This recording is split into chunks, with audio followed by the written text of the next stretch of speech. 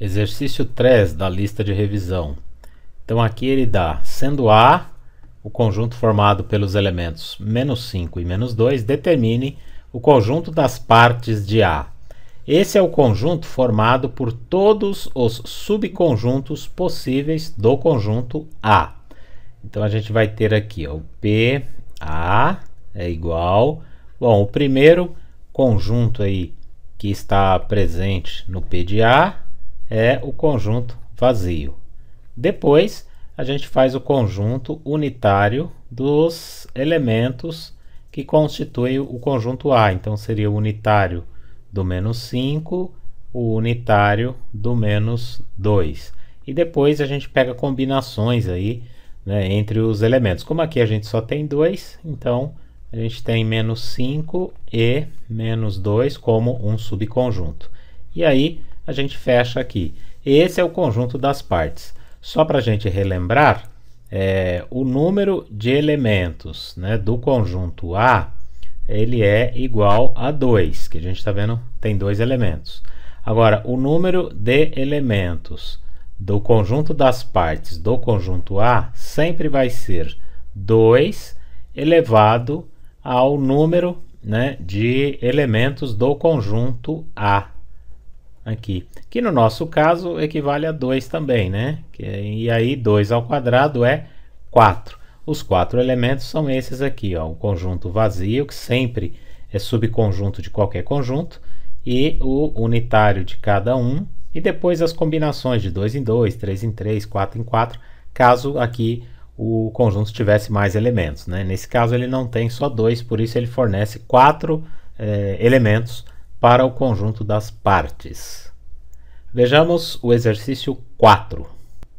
O exercício 4 agora é um exercício sobre um problema, né, envolvendo teoria dos conjuntos. Então ele diz assim, ó, entre 1000 leitores dos jornais A e B, 400 lê o jornal A, aqui o A tinha que estar maiúsculo, então deixa eu ajeitar aqui, fazer uma adaptação técnica aqui, pronto. Entre os 1000 leitores dos jornais A e B, 400 leem o jornal A e 700 o jornal B. Determine o percentual dos leitores que leem os jornais A e B, ou seja, ele quer saber quem lê os dois jornais. Então, para resolver isso daqui, a gente faz um diagrama de Venn, né, dessa forma aqui, representando o A e o B. Ele quer saber exatamente o que está aqui no meio, né, quem lê o jornal A e B ao mesmo tempo. E aí ele te dá algumas informações, ó, que 400 pessoas leem o jornal A. Então aqui eu devo colocar 400, só que menos x. Isso por quê? Porque o conjunto A é toda essa bola aqui, ó, que eu representei no diagrama. Então eu já tenho x aqui, ó, fazendo parte do conjunto A. 400 é o total, é toda essa bola. Então eu tenho que fazer 400 menos x. Da mesma coisa eu vou fazer do lado do B, que ele diz que 700 lê o jornal B. Dos 700, já tem x pessoas aqui que leem o B. Então eu devo fazer aqui 700 menos x. E aí eu sei que a soma de tudo isso, então 400 menos x, mais o x, mais 700 menos x, a soma de tudo isso dá o total de pessoas que leem os jornais, que são 1000 pessoas. Então a gente coloca aqui 1000. Daí, fazendo operações matemáticas simples, né, a gente subtrai aqui dá zero, 700 mais 400 dá 1100, e aí 1100 é menos, aqui, deixa eu corrigir, menos x, isso é igual a 1000.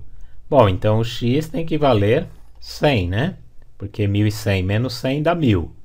E aí, só que ele pergunta o percentual de leitores, então aqui a gente pega esse 100 e divide por 1000, que é o total de pessoas, que a gente chega em 0,1, que é a mesma coisa que 10%.